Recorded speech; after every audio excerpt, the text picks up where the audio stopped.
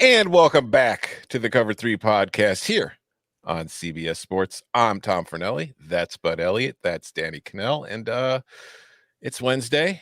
We've got a special guest coming in here later today, Cole Cubelic from the SEC Network, former Auburn offensive lineman, will be joining the show as we preview the SEC spring games this weekend and other spring games this weekend, because it is that time of year. I've got the windows open down here in my office because it's 75 degrees outside and sunny. It's going to be in the 80s. I'm going to have to turn the AC on. It's like I'm down in Florida with you boys right now. No, Tom. I might need the heat today, dude. It is weird down here. We are sitting at 71. Look at that. God, dude, get you a coat or a jacket or something. You're going to freeze down there. I wore socks last night in bed. I was like, this is cold, man. Like one of those times, like you don't really want to go full extra blanket you pull out, but it got down to the 50s last night. Danny, you warm? You staying okay? Yeah, I'm dealing with green. I got green. That's what we're dealing with. Just blasted with thunderstorms, killing the golf game. Getting that Florida springtime. Whoa, you really are. Like, look, the South Florida compared to Central Florida today is tremendously different. Blasted. If you enjoy weather and weather reports and this show, make sure you hit that little subscribe button down below the video. It feels good because like you click it and then the thumbs up, which is empty, fills up, and it just gives you a little dopamine rush, makes you feel good the rest of the day. And also, if you do like the show because you're here watching it and you haven't subscribed yet, why don't you do that? That way you'll get notifications, let you know not only when we're going live, but when all our other videos are posted, because it's not just the live shows. We have our shorts, we have our segments that we break out and do that you'll enjoy and help you when you're, perusing on YouTube, getting your college football fix. That's what we are here for. But moving past that, we do have some news to discuss. Like, things have happened, which is a very rare thing in April for the most part when it comes to college football. But the ACC is reportedly, I don't know if it's official yet. It's not official yet, is it? Enough people have reported that this was signed about 2 or 3 weeks ago. Mm-hmm. So I don't know why they wouldn't announce this. Yeah, Jim Phillips, the ACC commissioner, is signing an extension with the league. Happened that report comes out probably a few hours before the Big Ten report started that it had found its new commissioner. But I think we'll start with Jim Phillips getting the ACC job, getting the ACC extension. He was a candidate for the Big Ten job. He had been working as the athletic director at Northwestern before getting the ACC commissioner job. Did this come as a surprise to you guys, or was this expected? I really didn't know how to handicap the Big Ten commissioner race, right? Like I don't have great sources inside of like the Big Ten president's offices. Mm-hmm. I think some people within the ACC think Phillips has done a solid job, and I think other people think he's probably done a solid job relative to the hand he was dealt, right? He is not the one who had the whole Raycom deal and the ESPN, potentially really bad deal that they signed. And the ACC obviously has a bit of an issue on its hand going forward. Does it have a couple teams try to bolt? Does it have enough teams try to bolt to maybe form their own league and cut out probably the 5 or 6 true like hangers on that don't win anything but take an equal share? Or does nobody bolt, right? Does the grant of rights really hold true? How would Phillips handle any of those situations? Can they actually make more money for the league? I know they've hired some consulting firms to check that out. I don't know. A lot of questions there going forward, not immediately, but in the long term. And some of those questions may just be settled for them by the courts. Like I think of all the leagues out there, when we had Matt Brown on and Sam and Will, they were all pretty much in agreement that we're going to have like player employee status within the next half decade. And it's probably like whatever Congress do with NIL now probably won't matter all that much because they're not going to get a law saying that these guys aren't employees. So conference wise, is there a conference that is more likely to have a decent number of teams say, yeah, we're not into this player employee model, we're going to drop down, than the ACC among the Power Fives? Danny? Probably. Who? You're saying which conference would be more likely to drop down and fight in the player employee model? Well, to have like a significant number of teams be like, yeah, we're just not interested in playing. I would say the Pac-12, don't you think? Yeah, that's with the remaining teams. Sure. And that's deal. Fair. That's what I would say. It's interesting, Tom, because you said, has it been announced yet? This to me felt like a class in PR because would you rather get out in front? I don't think the ACC had anything prepared, but I did think they want the news to get out there, because if you would have had the Big Ten commissioner announced and then, oh, by the way, Jim Phillips is getting an extension, then it would have looked like, it was our, fallback, whatever the appearance of it was. I think they floated it because they were able to keep him. And I think it was a huge move for the ACC. I think he's the right guy for the job. I think he is willing to push that envelope, and he's exploring all options to keep the conference intact and keep it in a healthy position. And I think it's one of those moves too, where we can break down the Big Ten commissioner as well. But I think when you have a legacy on the line, if he can salvage the ACC and somehow, keep it intact through the next 10 years, let alone the 5, by keeping Florida State, Clemson, some of those other players, Miami happy, I think you talk about a legacy where he could potentially play that role into something even bigger. Well, it is interesting because I think the job that he's got is so much different than a lot of the other conferences. And when you look at the hires that they've made, because they've made hires that are with the TV deals in mind, and the ACC's TV deal right now is not. It's the top of the list of things they need to fix, but it's one of those things they can't really get out of. So you're hiring somebody who, with more of an administrative experience, who could kind of deal with all the stuff that's going on in that conference, with some schools wanting to push for unequal revenue distribution to get them more to help, to align with what they're spending compared to what some of the other schools are spending. But then now you compare that to the Big Ten. Kevin Warren comes in. His primary job when he's hired is get us a big TV deal. So he does that. And then he's leaving to go back to the NFL, to go to the Bears, to help them build their new stadium in the suburbs, just like he helped the Vikings do before he got the Big Ten job. But then the Big Ten replaces him with Tony Petitti, which, hey, Paisan, how are you? Welcome to the Big Ten. But his background is in television. He was an MLB Advanced Media, I think. Or no, he was like the COO. He was like Rob Manfred. He replaced Rob Manfred when Manfred became the commissioner. But he's worked with CBS Sports. He's got a lot of background in television as a television executive.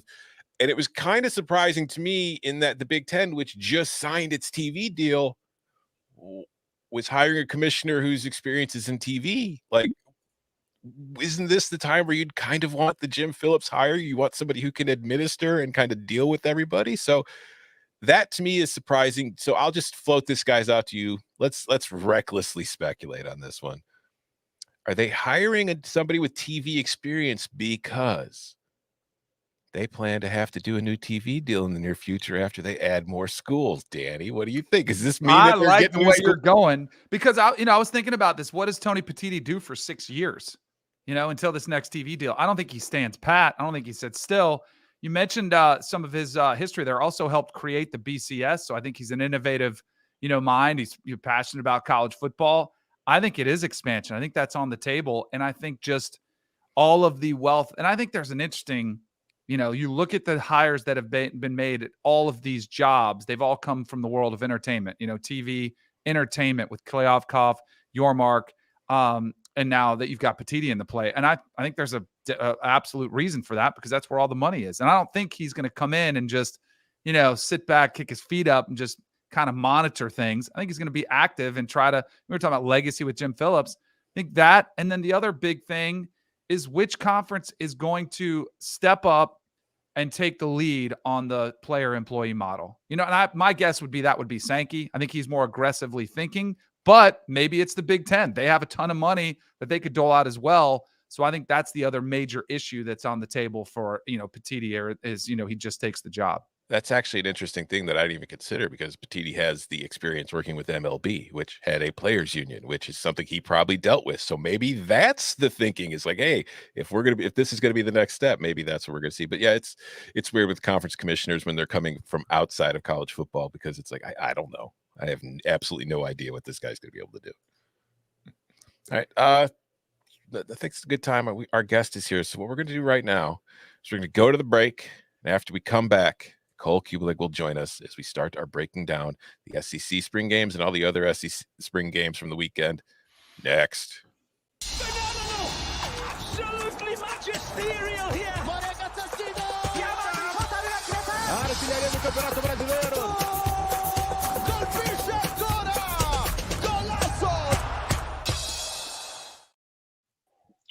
Yes, that's right. The CBS Sports Golazzo Network, the first of its kind free 24/7 channel dedicated exclusively to global soccer coverage is now streaming on the CBS Sports app, Pluto TV, and Paramount Plus. You can get your morning started off on the right foot with Morning Footy, our weekday soccer culture-driven morning show beginning at 7 a.m. Eastern. Plus, don't miss the rest of our top-notch programming, including live matches and re-airs of original studio shows, highlights, documentaries, and much more. The CBS Sports Galazzo Network.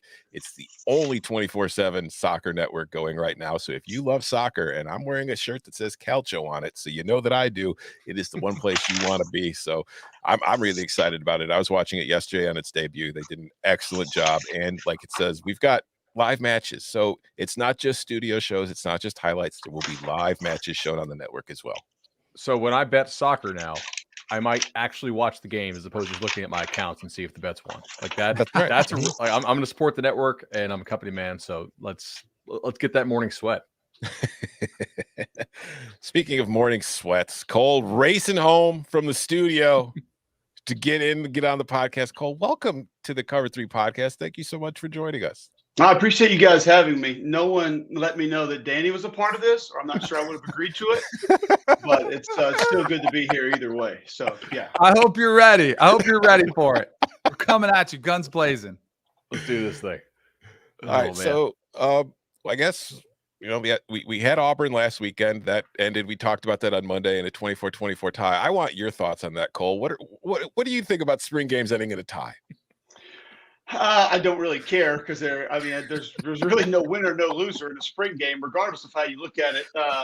It was tough to kind of have real takeaways from that game. I think you kind of had to dive in and specifically go look at some individuals that, okay, who's going to show up on this roster that can help Auburn improve at a certain spot from a year ago? Who are guys that are going to contribute? As far as the scheme offensively, I think you saw how it'll even things out to potentially be able to run the ball a little bit better. A lot of that based on quarterback run. We saw a lot of that because of the weather, and there weren't many throws. And that's what we needed to see, what we wanted to see. And I don't think just for the quarterback's perspective, my biggest question mark right now for Auburn's wide receiver. I don't think they have that guy. I don't think they have a true X receiver, an eraser, a guy who can – because if you're going to have a quarterback that's not elite, and let's just be real, Auburn's not, you got to have some guys that help them. And that could be a running back that has 30, 35 carries, but it could be a receiver or two that make life a little bit easier. Hey, throw me that back shoulder, man. I'll go get it. And I think there's a guy like Ronaldo Fairweather, the FIU transfer at tight end. It could be a flex guy that can really help. Javaris Johnson may be in the slot, but do they have that guy that's going to get 80, 90 targets this year that can be that sort of receiver? I don't think so. They'll try to attack it in the portal. You go get a big, tall receiver from Cincinnati and Nick Mardner, who's kind of an in-between tweener guy. But I don't think he has the speed to break away or the elusiveness to be open on a regular basis. So I think they're solid at running back. You saw a little bit of that. I think Sean Jackson will help them at running back. Nobody's really talking about him, but he's physically a different type back. They have upgraded the talent immensely along the offensive line. Dylan Wade is that dude at left tackle. He's an NFL left tackle. You get Avery Young at center from ECU. I think he'll help. Xavier Miller, the junior college tackle, who's the #1 JUCO tackle in the country. I wanted to see him because I can't find junior college tape. I don't know if it even is kind of like the Pac-12 network. I don't even know if it's out there. But got to see Xavier at right tackle a little bit. Didn't love what I saw, honestly. Bit of a backbender. Technically, fundamentally, he's got a way to go if he's going to be able to help. And then the quarterback thing's just kind of going to be what it is. I think Hugh can help whoever it is take a few steps and be better than maybe what we saw last year, if it's Robbie or if it's TJ Finley or even Holden Garner.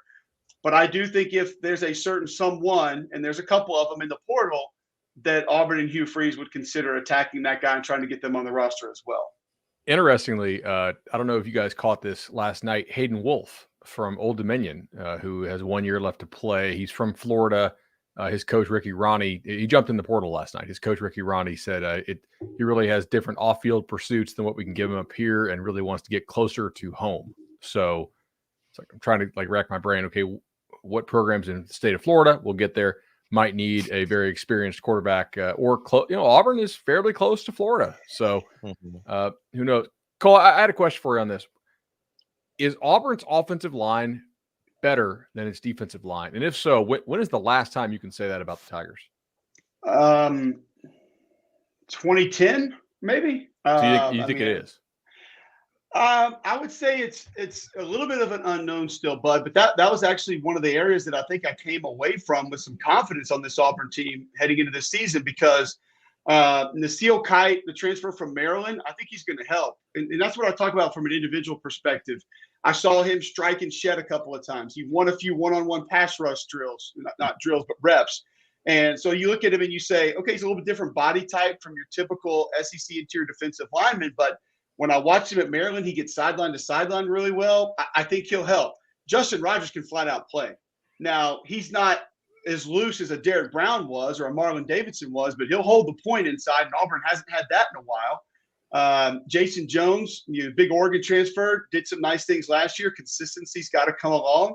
And then I think, too, there are a couple of other guys that, talking to Jimmy Brumbaugh, who was a D-line coach last year, he was really excited about their progression. You get a big D tackle from Purdue, and I think that can help a little bit. The only reason that I may lean offensive line right now is there's no real edge presence. And I think when we talk D-line, we sort of include that this day and age. Like, you've got to be able to get it off the edge. I don't know if Auburn has that guy, but I actually came away with a lot of confidence on the interior of that Auburn defensive line. Like, Jeffrey Imba is one of those players, the sky's the limit, but he just hadn't played a ton of football in his life, much less college. So I think he could be a guy that comes on and helps them. It's just, I think right now it's interior heavy as to what Auburn is going to be up front on defense. But I also don't think the O-line has any depth. So it's hard to just say that group's a whole lot better than the defense. When you look at this weekend, hopefully we get better weather because it's a Spring-a-Palooza, right? There's just a ton. I mean, this is like the mecca of spring football games. Let's go to Georgia. We'll go to Athens because they're going to have some new faces, whether it be a quarterback, whether it be an offensive coordinator, whether it be a slew of defensive guys that are going to get drafted yet again.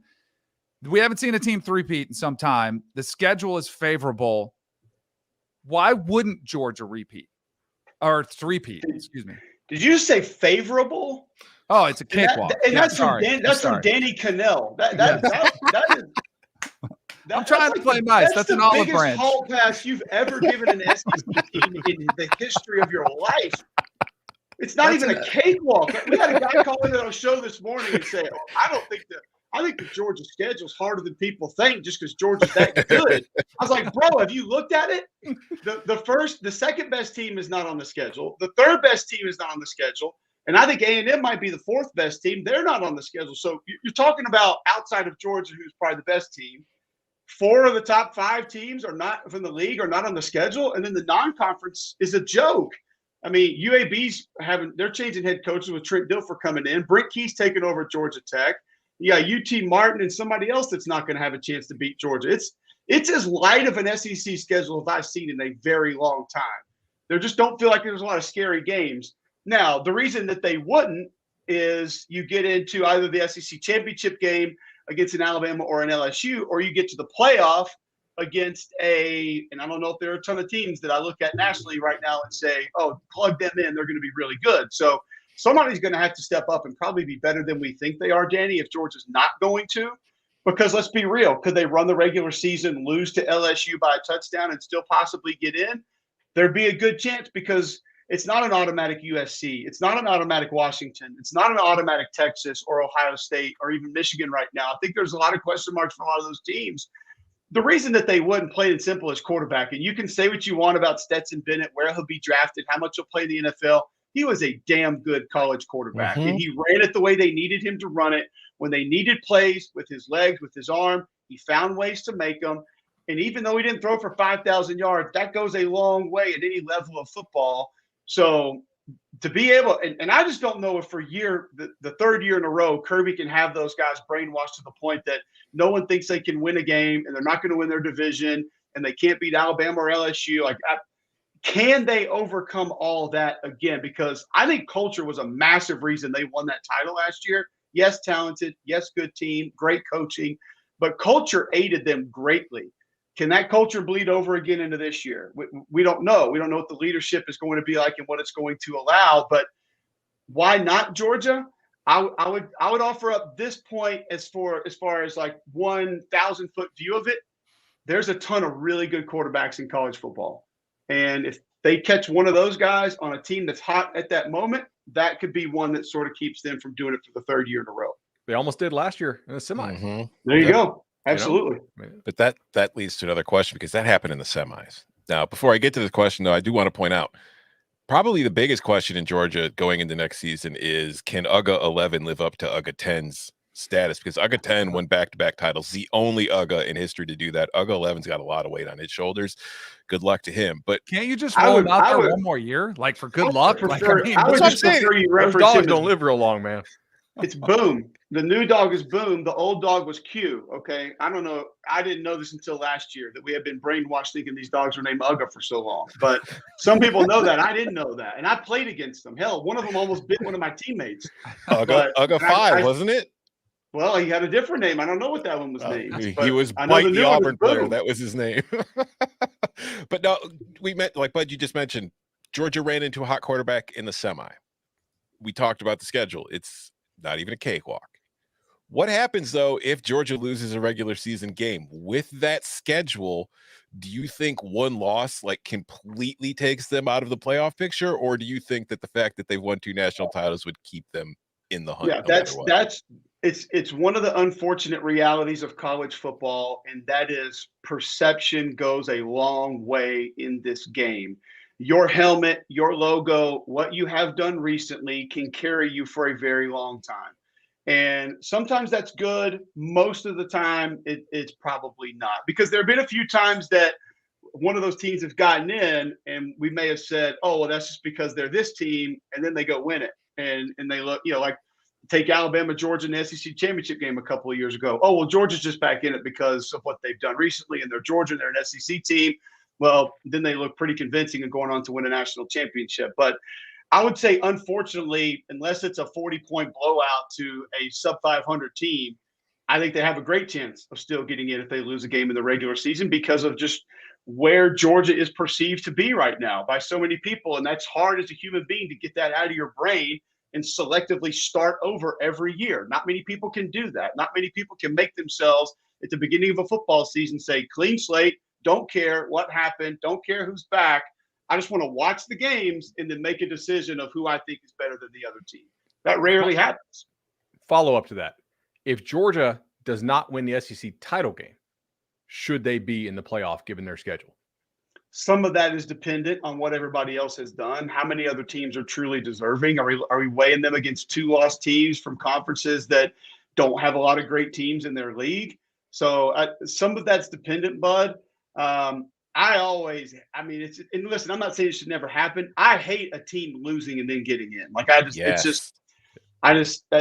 don't love it. I know sometimes it has to happen. It probably should happen because it still should be body of work. Last year, for some reason, I felt like we heard more what this team is now, what this team is today, what this team's hot now. Well, why the hell do we play the first 5 or 6 games of the season? Like, just start at week 8 and then see who's the hottest team is. I do think your body of work should still count. There are injuries. There are different guys that show up and play better or play worse. A lot of different things can happen. There can be bad matchups in a certain week, but I'm a fan of the body of work should still count. What you did early, what you did the middle of the season, what you did late should all play a part in whether or not you get into the playoff. Well, speaking of Georgia's schedule, the toughest game on the Bulldogs schedule this year is probably the road game at Tennessee. Like, if we're being honest, like, yeah, at Auburn, rivalry game going to be tough. You got the rivalry game against Florida and Jacksonville, but to get Tennessee on the road towards the end of the year, that could be a game for the SEC East Division title based on how they played. So, in your mind, coming off of what would be, I think you have to consider it a surprising season. Nobody saw Tennessee being as good as it was. Like, a lot of us thought it was probably going to be pretty decent. Nobody thought it was going to be number 1 for a while. Nobody thought it was going to be knocking off Alabama, competing for a playoff spot. How clear is it to you that Tennessee is the number 2 team in the East, or do you think there's a chance that they're the best team in the East this year? I do not believe that there's any chance in hell that they're the best team in the East. That was our producer's question. He's a big no one is going to believe that. I will give Damian Mitchell, my producer on my show on Jocks in Birmingham, credit. He picked Tennessee to win 10 games last year before the season, and we all told him how crazy he was. So he actually nailed that one. I think there's a chance it could be Kentucky as the second best team in the East. I think there's a chance that South Carolina could be the second best team in the East. Now, if you're going confidence points, Tennessee may still just inch ahead of those teams right now. But there are massive questions. Joe Milton can do things physically that are unbelievable, but we haven't seen him just manage an offense in a very long time. Yeah, he did it against Vanderbilt. Vanderbilt wasn't a great football team last year, and he did it against Clemson in a bowl game. None of us are taking true long-term definitives from bowl games. And if you are, just stop. That's the only thing I'll say to you. Just they're fun. Enjoy them for what they are, but don't take something from a bowl game and think that that is going to be exactly what it is 12 months from now or 14 months from now. Joe does some incredible things, and that system helps some of those things that he does. But does he have a curveball? Does he have a changeup? Can he alternate speed and velocity on some of his passes? If he can't, then Tennessee's going to see a lot more 3-and-outs this year because they lose their two best offensive linemen. They lose the best tackle in the league last year in Darnell Wright. They might not be able to run the ball in the same way. And this offense is a bear to defend, but all these coordinators have now seen it multiple times. You have a little better idea outside of game planning for it, maybe some in the spring and 1 week in the fall of what's going to work and what's not going to work. The receiving core is also going to be very different. I mean, Jalen Hyatt was unbelievable last year.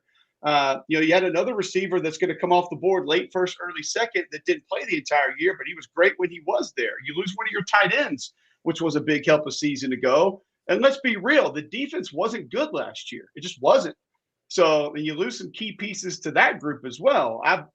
It's just hard for me to sit back and say Tennessee's going to win 10 again. Do I think they can be exciting? Do I think they can get a team or two they're not supposed to, but still have a good year? I do. If Kentucky figures out their offensive line, hell, they're as explosive as anybody in the league at wide receiver. This is the best group of Kentucky receivers I've ever seen. And I've paid attention to Kentucky football for a long time. Now, they also haven't had it's not like we're talking about the Florida receiver room or the LSU receiver room, but it's the best they've ever had.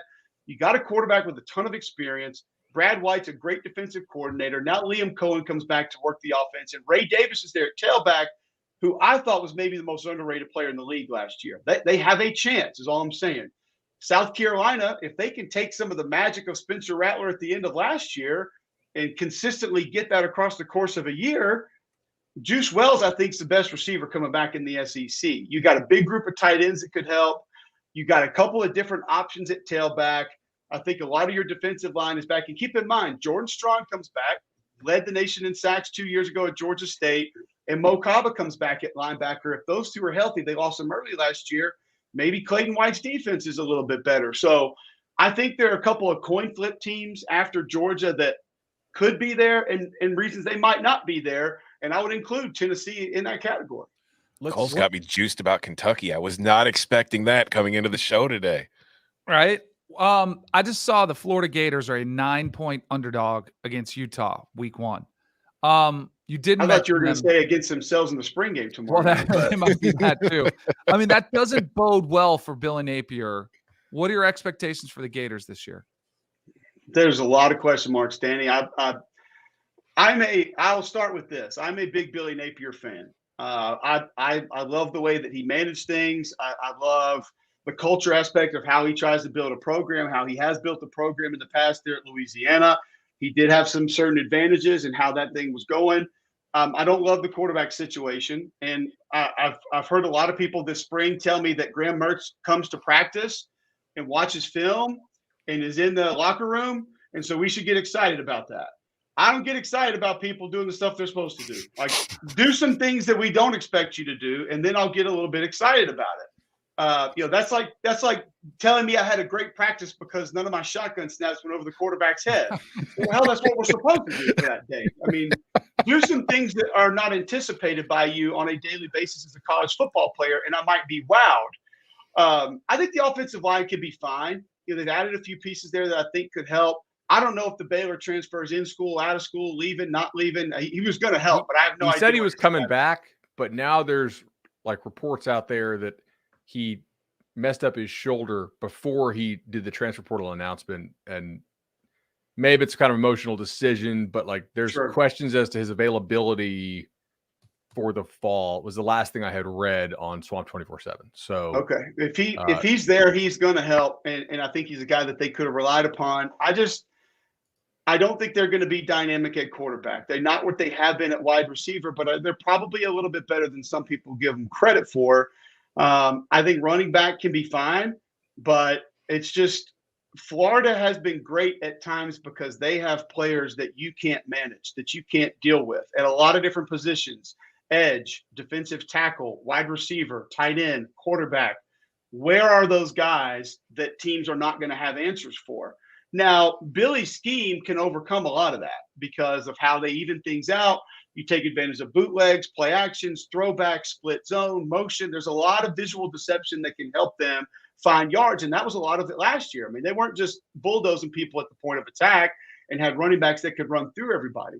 I do think Montrell Johnson's underrated. I think he's a really solid college football tailback. You have a change up with ATN that can help. They're not going to score 35 or 40 a game. So defensively, can they find a way with Austin Armstrong coming in to get enough stops to go win 8, 9, 10 games? It's going to be tough. And I love Austin too. I think Austin's a brilliant defensive mind. I know a lot of people don't know much about him and haven't been around him. He's going to be great. He will be great. And that defense, I think, just from an understanding standpoint, being where they're supposed to be and knowing what to expect and where to go and how to get there is going to be better. He is a great teacher of the game from what I've observed with him. So I think that helps Florida, but they're just plain and simple. They're not dynamic enough at enough spots to be a great football team this year. all right, so let's go on that Austin Armstrong thing. He was hired initially to most likely be linebackers coach at Alabama. He came from Southern Miss, where I agree. I thought he did a really good job just based on what the Golden Eagles defense did. Florida loses Patrick Toney to the Arizona Cardinals, I think, who was their DC at UF. Florida's defense was pretty poor last year. They had a couple bright spots. Ventura Miller, when he was in there, was a good player. And Saban hired Kevin Steele. I know Alabama doesn't play this weekend, but I have to ask you, since you're in the state, did Saban make a mistake not just going and ripping the Band-Aid and putting Austin Armstrong as the DC? Or do you think the comfort level of having a guy that he really knows is Steele is worth going with Steele? Yeah, I wouldn't reference it as a mistake. I think if you were going to call it a mistake, you maybe look at that long term and saying, okay, you could have had Austin Armstrong for 6 or 8 years. I don't know how much longer Nick was thinking about going. Yeah. Okay. But I mean, they had 7 former college defensive coordinators on their staff last year. Mm-hmm. 7. And now some of those were off the field roles. But Nick was one of them. T-Rob was one of them. Dave Huxtable was one of them. And then obviously you had your actual defense coordinator, Pete Golding. I mean, the list just went. Sal Sinceri was there. It just went on and on and on. Charles Kelly was there. So I don't. And a lot of those guys are gone, but they have guys that have coordinated defense before, coaching different positions. So the brain trust of defensive mind power is not going to be lacking in Tuscaloosa. So I wouldn't reference it as a mistake. I do think that Nick probably didn't want someone to come in and him to have to sort of re-instruct the majority of what they want to do on that side of the ball. And with Kevin, he's not going to have to do that. And I also wonder too, putting someone in that kind of a spot that's a little bit younger and there's still some unknowns between the two of you. I'm not sure Nick wants to take that chance right now. So he'll go get somebody who he knows if he MFs them, they'll turn the page and they're fine 5 minutes later. He might not know how Austin's going to react to that. So I think that's one of the reasons Pete stayed around as long as he did, is they were almost too much on the same page, in my opinion, where they were almost so in line in their thinking that I feel like it almost hurt Alabama's defense at times. But I'm not one of those guys that think Pete's terrible like a lot of Bama fans. So I don't know if it's a mistake, because I think that there are parts of that program that Nick wants to keep so the same, that Kevin probably will end up being the better option. There's two major what ifs going on, with both Florida and Alabama. With Florida, to me, it's what if they had successfully finished the Michael Pratt thing, right? Mm-hmm. Like within my state, everybody, just the rumor mill was crazy that Michael Pratt was going to jump from Tulane to Florida. Like, I know people at Florida who expected it, right? And then I think Willie Fritz got that thing shut down. Their NIL kicked in at Tulane, and Florida does not end up with one of the best quarterbacks in college football. They end up with a guy who has some physical talent in Mertz, but obviously is not Pratt. And with Bama, I think there's the obvious Jeremy Pruitt thing hanging out there, right? A lot of people thought if they could get that done, Pruitt would be the DC or shadow DC as an analyst, right? Depending on what kind of HR stuff you could work out there. And then that apparently is completely shut down as well. So fascinating to see those. I'll pivot us here to the final East team, and then we'll take our break. South Carolina, I kind of like them on the edges and their skill. And now I have real concerns about line of scrimmage because I go over my preseason notes last year. Like, this should be their best O-line in a while. Super experienced. Now they're not super experienced. And on D-line, I do score transfers based on, like, did you transfer up and are going to start to a program? And like, Oregon's a better program in South Carolina. Florida State's a better program in South Carolina. They lost 2 defensive starters there on the D-line to Oregon and Florida State, 2 teams that are, legit playoff hopefuls. I'm curious, like, how confident are you on the lines of scrimmage for the Gamecocks? I'm not very confident in the offensive line at all. It's my biggest concern for that team. You mentioned it, Jovan Gwynn, Dylan Wanham, guys who had played a ton of football. Even Nate Atkins, kind of at H, fullback, tight end, whatever you wanted to call him. He helped with a lot of that stuff last year, and he'll be that's a group that has to find their way. And I do think this offense will be a little more quarterback friendly under Dowell. I think that the terminology will ease up a little bit. Like, I think Satterfield can coach offense, but it was wordy. It was lengthy. There's no secret to that. And you had a guy in Spencer that went from, red 18 was a literal play call to, we've all heard that West Coast paragraph of a play call that can come out. And so I think there was some confusion and some difficulties there, but I'm not real confident in the offensive line. Nick Garguilo, I believe, I'm probably butchering the pronunciation, a Yale transfer. Mm-hmm. Yeah. I'm excited to see what he can do. Now, I did not know this. Ivy League kids cannot play as graduates. I didn't know that was a real thing. But he wanted to keep playing football, and that's why he's there. He didn't necessarily just want to leave Yale. And Yale also names 1 captain a year, 1. And he was that guy. So for an offensive lineman to get that for any team, I think is pretty impressive. He has brought in some physicality, some nasty to that group. I think he'll help, but they don't need help at one spot. They have some experience. I think they love their incoming freshman group of offensive linemen, but we know that's a very difficult place to come in and play well. So that's my big question mark. The other side, I think you still have Tonka Hemingway, who's not going to go through practice. You got Boogie Huntley, who I think can make plays. You mentioned the edges; they'll be okay. Depth inside is a concern for me.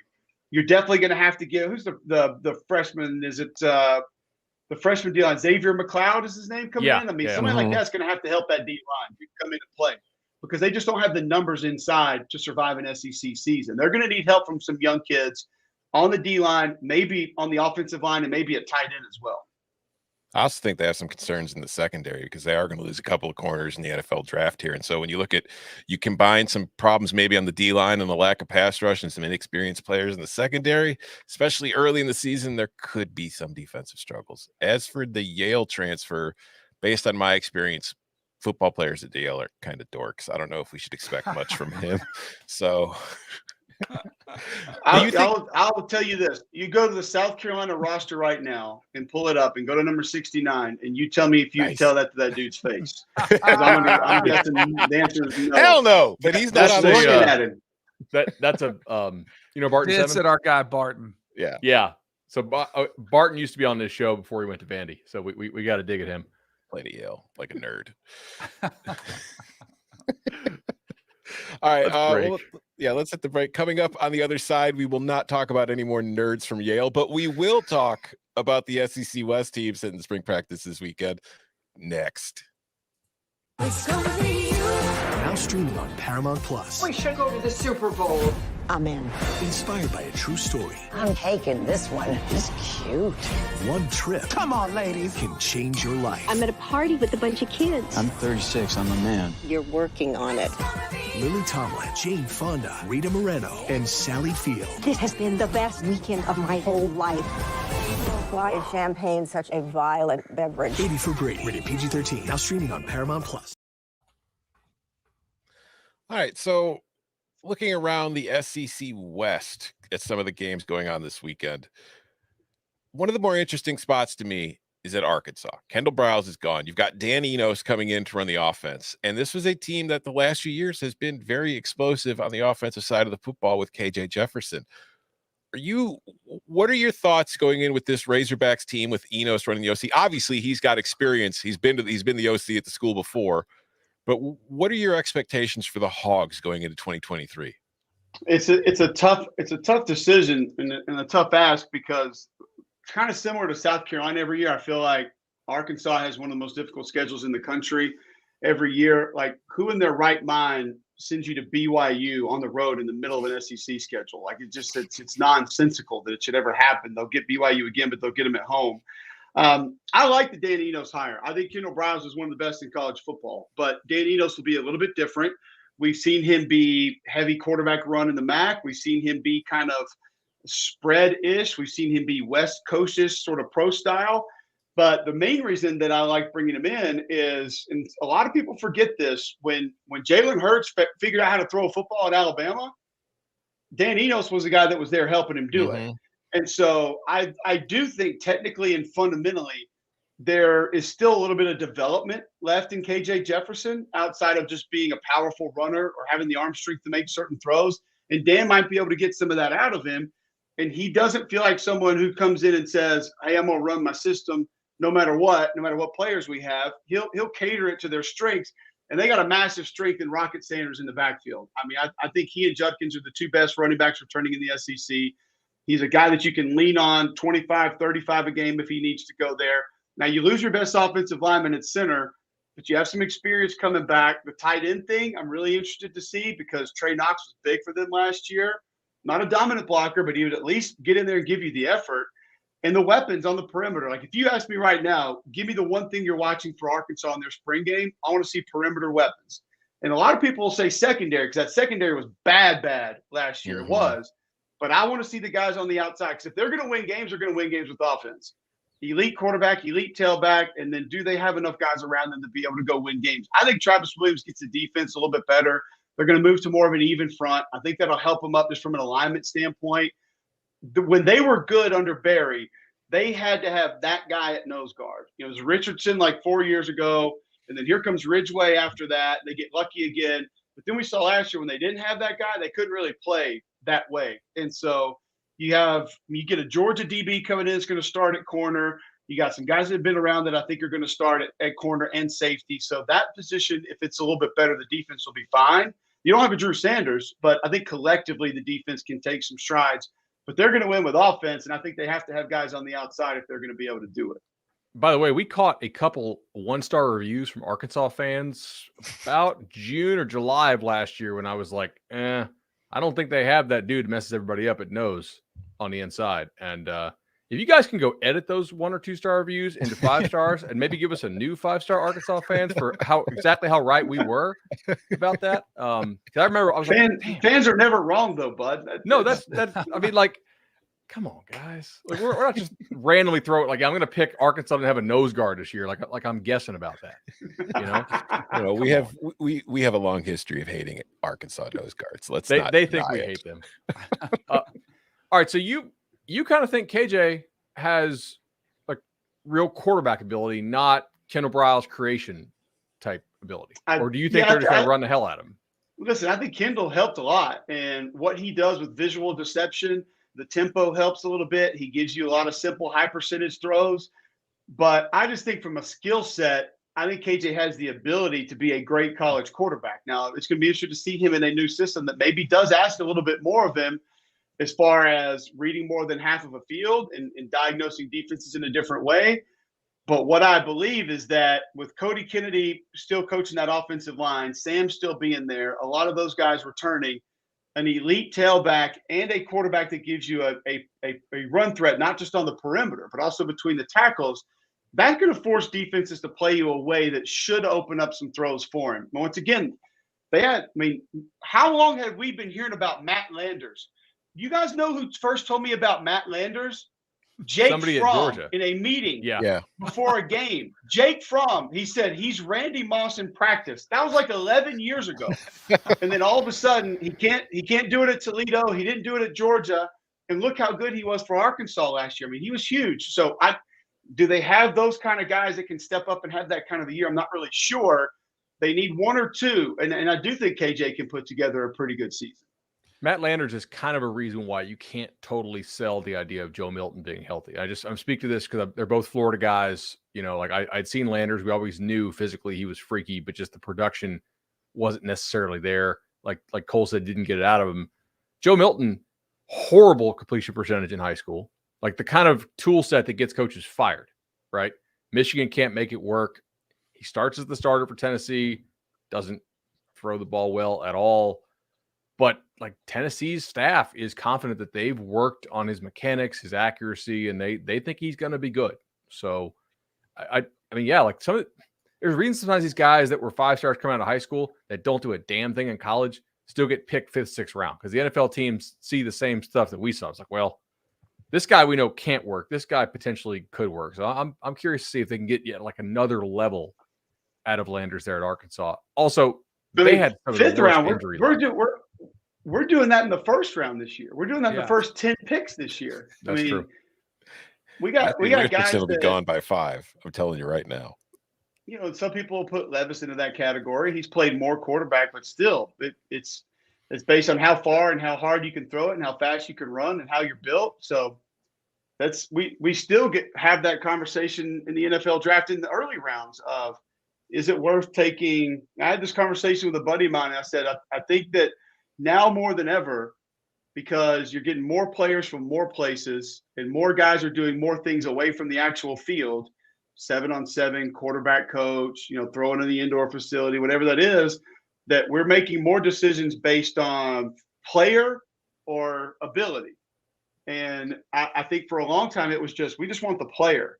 Yeah. And then we started looking at both. And now I think it's one of the reasons all these guys coach. No coach doesn't believe their way works. That's why you can call it arrogance or whatever, but every coach thinks their way works. So when they see intangibles that no other human on earth has, they sit there and say, well, my way will work with this guy. We'll get him in and he can do those things and we'll have all the success in the world. So, I don't think that changes even in the 1st round, bud. I think that's fair. All right. I want to take you to the program that has the most dramatic scheme shift going. Like Bryles to Enos is somewhat dramatic, but this one is really pretty out there. So Mississippi State, Mike Leach tragically passes, during the season, RIP to the Pirate. They go ahead and hire internally Zach Arnett, who I thought was a pretty good defensive coordinator and really matured at his time there. Like he used to just blitz just like a crazy person. And I thought kind of tempoed it better last year. Now we get to see what he'll do as a head coach. But I kind of wonder, how much did he hate working for Mike Leach? Because the OC he went out and hired could not be more different than the offense Mississippi State ran. Like literally, other than the triple option, going to get Appalachian State's offense, which is like, we're going to run on first, run on second, maybe run again on third. This is very different. Do you have any feel for how this is going to go? Nope. None. I mean, bigger scheme shift on offense, Mississippi State or Wisconsin? Totally flip-flop too. Mississippi State I would go with, but I think it's close. Yeah, I don't think at least Wisconsin will still run the ball some. Like Wisconsin did throw the ball once in a while. Like Mississippi State never did. They tried to throw it more last year, right? Yeah. They did try. I don't think Zach hated working for him because there was one point late in the year last year we had them and we asked him and he said that Leach came down on 1 3rd down and said something like "Don't blitz," and he said it was the first time I've talked to him on the field all year. It was like week 8. He's like, first time he and I have conversated on the actual field. So, but I do think he now brings a defensive mind to the head coach position. He wants to protect his side of the ball. It's his group. Those are his guys. And he probably wants to run a little bit of clock. He wants the ability to play 4-minute offense and wants the ability to maybe get more first downs than he is throwing touchdown passes. But let's start with the offensive line. You got guys that have been taking 60 or 70 vertical pass sets a game and now are going to be running stretch play 30 or 40 times a game. Play action is going to become a real thing. Will Rogers ran the air raid in high school. So we got Will Rogers under center. We got Will Rogers turning his back to a defense in play action. Will Rogers running an actual bootleg. I don't know if he had ever done any of those. Seriously, if he had ever done any of those things in his football career. So it's going to be so different that I have no idea, no feel. I know that App State offense really well. If it's Dwayne Ledford at NC State or Satterfield or any of those guys, I know they use tight ends a lot. And I know State hasn't had tight ends in quite some time. So I think the skill position can be fine if utilized correctly, but I haven't seen these backs run stretch play and know how to cut it back or know how to bounce it or have a feel for not going 100 miles an hour as soon as they get the football. It's going to be really interesting to see because a lot of talent's back on defense. You lose one of the best corners in college football, but up front, they'll be fine. And I agree with you. Zach was more responsible with that defense last year because 2 years ago it was not responsible. I mean, it was just I'm going to try to create something on every play, and I really don't care, what the result of that is. If it's a negative one, we'll come back and try it the next time. But there are not a lot of guys that fit traditionally with what they have done, what they are going to want to do on offense. Doesn't mean that they can't. And I love Will Rogers. I think he's vastly underrated. I think he's super accurate. I think he's accurate.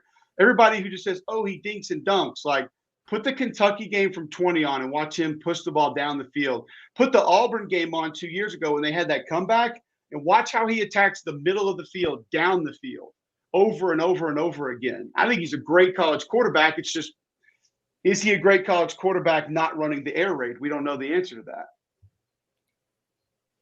So I know we have a starred question here that Mississippi State fans have been on me about. Jordan, throw that up there on the screen if you could. All right. So Bud thinks Zach Arnett is Will Muschamp part 2. Does Cole think of the Mississippi State coach? Did State make a mistake moving away from the air raid? We covered kind of this. And my point on this, and I not that I expect you to rip Zach Arnett because we don't know. I'm not saying that I think he definitely is.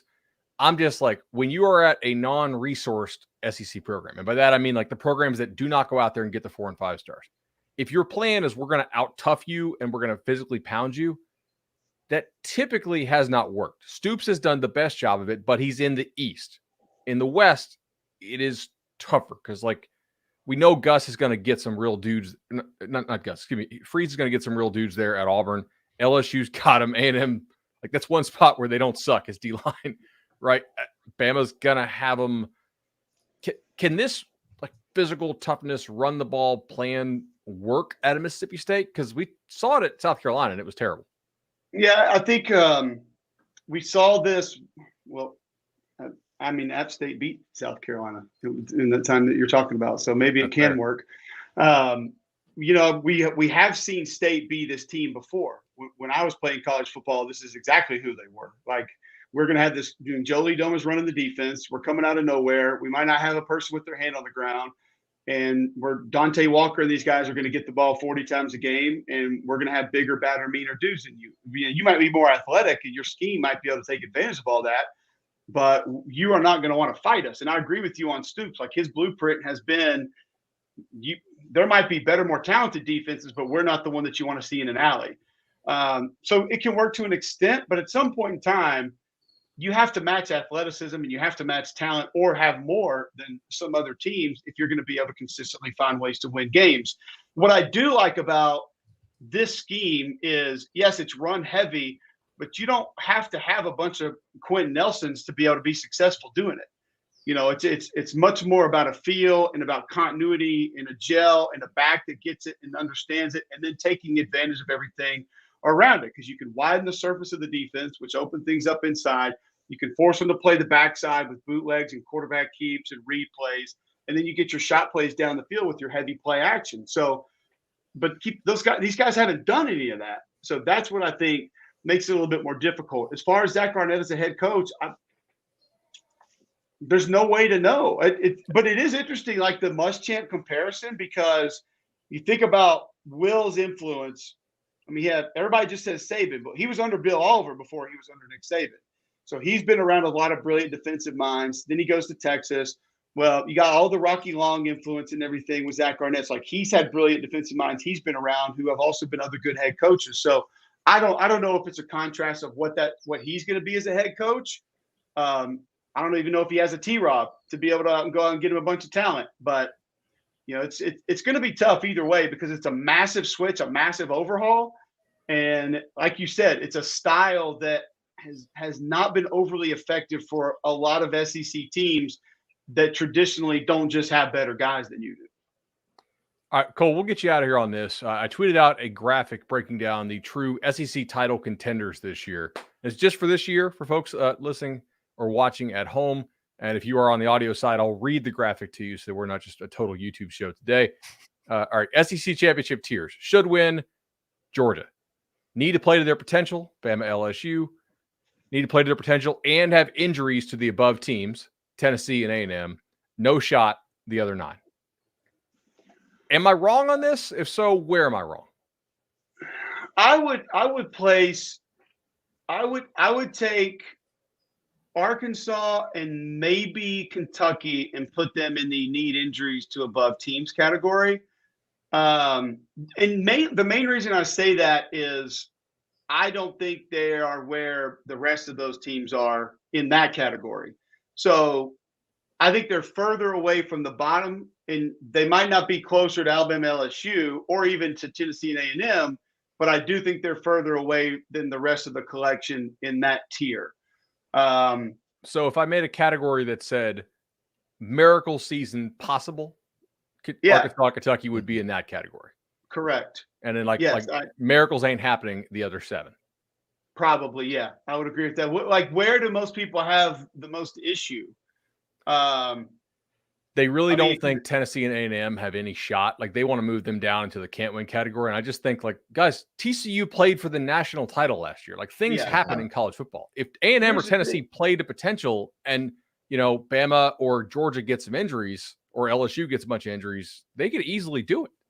Not easily. I would but almost, and if you're ranking that tier of where you're going with this graphic, I would almost have A&M slightly ahead of Tennessee right now.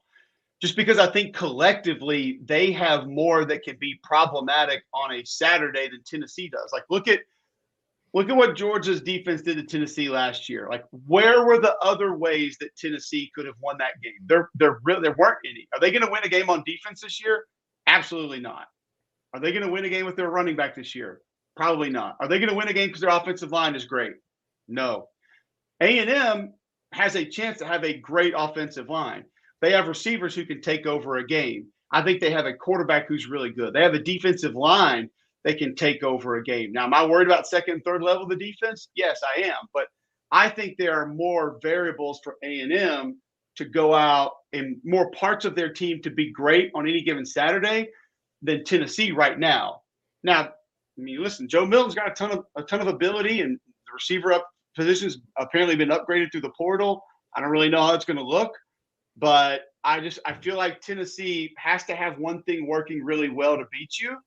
And there's a good chance that A&M has more chances with this team to be able to do that this season. Now, here's the difference. I think from a culture perspective, Tennessee's ahead of A&M right now. And I think there are more guys that are on board that know how to act and know how to get things done and know how to win games than potentially at A&M. A&M, that's still a massive question mark. Now, I do think that there has been some addition by subtraction, and some of those guys that were preventing that are out. So maybe they can take that step in that department, but it's still a big unknown. I will if say, you factor in path, would you still have A&M over Tennessee? Because I feel like the path in the East, you only need one team to screw up. That team is Georgia. It's fair. I mean, yeah, you're going to need Alabama and LSU to falter for A&M, but you play those teams. So if you're good enough, then you're in control of knocking them off that pedestal. So is the path a little bit easier in the East? Probably. Yeah. I mean, Tennessee still has to play Alabama and Georgia though. You know, they play A&M. Yes. And I just wanted to give our producer, Baby Moon, credit. I don't know if you've met Baby Moon, Cole, but he literally has the Tennessee orange and white checkerboard face tattoo. Like, he's that big of a Tennessee fan. So the fact that Tennessee wasn't put on the tier with Georgia when he made this graphic off of Bud Tears, I want to give him credit for that. I'm shocked he didn't mute Cole when Cole suggested put A&M over Tennessee. But this is like, we had no technical glitches here today. That's quite the restraint, Baby. He's learning. He's becoming more professional every episode, and we appreciate him for it. This is why I went with LSU last year, and people were like, "No, they can't. No, it's not." And I just say, just very plain and simple, most talented roster in the league. All right, let's go. Georgia, Bama, then who? Last year it was LSU. Mm-hmm. I mean, it was. Watch the draft this year. It'll be proven. Now, so where would you go with Tennessee and Texas A&M? Top to bottom, most talented roster. I don't really think it's even a debate. Yeah. It's A&M. So you have to consider teams like that. If they figure just a few things out, they can take a jump like LSU did last year because they just have dudes to be able to go out and do it. This is like what we did the little video of me putting the clown makeup on and turning my ticket in for Texas A&M 60-1 to win the Natty again. Like, all right, here to lose some money again. Can't quit you guys because yeah, it's we'll see on that one. Well, Cole, this has been great. Thank you for coming on the show. And before we let you go, I did want to say, just so you know, like the crew, you, Tom Hart, and Jordan Rogers are one of my favorite booths every single weekend during the fall. I make it a point every Saturday to try to get you guys on one of my screens, even if I don't have to watch the game for work, just because I enjoy you guys that much. So it's really great to have you on the show. Thank you for joining us. And thank you for, just spending an hour with us on a Wednesday afternoon. No, I appreciate it. I appreciate you saying that. Our crew is a lot of fun, and I appreciate you guys having me. I'd love to do it anytime. Any other things you want to promo? I got a podcast going on Sundays, Cube Show, YouTube. You can find it at Cube Show 61 or just search Cube Show. I feel like we need more college football content on Sundays, so I'm dropping that just once a week, just every Sunday. Twitter, Instagram's Cube Show. So please give us a follow. I think I've ramped up to 1,000 subscribers, so we're really crushing it over there. We're trying to get it going. We're just a lowly college football podcast trying to make something happen. Nice, man. Been there. So awesome. Thank you so much for coming on. That's Cole Cubelic. That's Bud Elliott. I'm Tom Fridelli, and we will be back tomorrow to discuss more spring games and probably answer some of your questions. Thanks.